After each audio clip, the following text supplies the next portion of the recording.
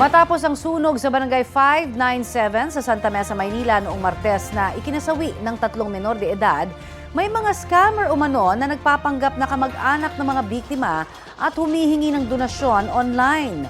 Balitang hatid ni Jomer Apresto. Hindi matanggap ng nanay na sikat, hindi niya tunay na pangalan ang pagkamatay ng 3 sa kanyang 9 na anak sa sunog sa Santa Mesa, Maynila nitong Martes. Na-trap sa nasusunog nilang bahay ang magkakapatid na edad 7, 10 at 16 na natutulog sa ikalawang palapag. Hindi rin matanggap ng pamilya na nagagamit pa umano sa panloloko ang nangyari sa 3. Sa panayam ng GMA Integrated News sa nanay ng mga biktima, ikinuwento niya na ilang scammer ang nagpapanggap na kamag-anak nila at humihingi ng donasyon online. Katulad ng post na ito kung saan nakalagay pa ang account number ng scammer. Nagpanggap na tatay sila ng mga anak ko. Sana lumabang ka ng patas.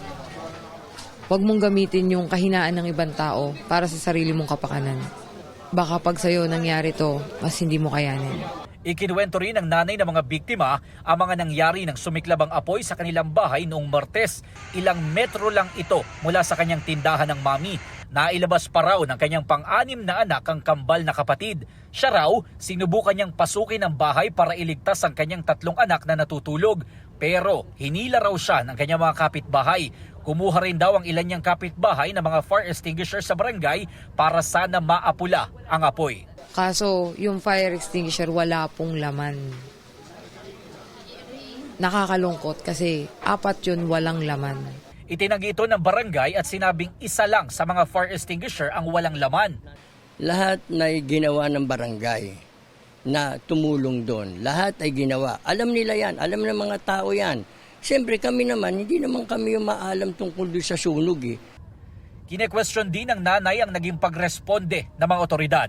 Dapat bago po maipunta ng funeral, di ba dapat hospital muna para ma-revive po sila. Kasi hindi naman po sila sunog. Nasuffocate lang po talaga sila. Sinusubukan pa namin kunan ng pahayag ang Bureau of Fire Protection tungkol dito. Patuloy rin ang investigasyon ng BFP para malaman ang pinagmulan ng apoy.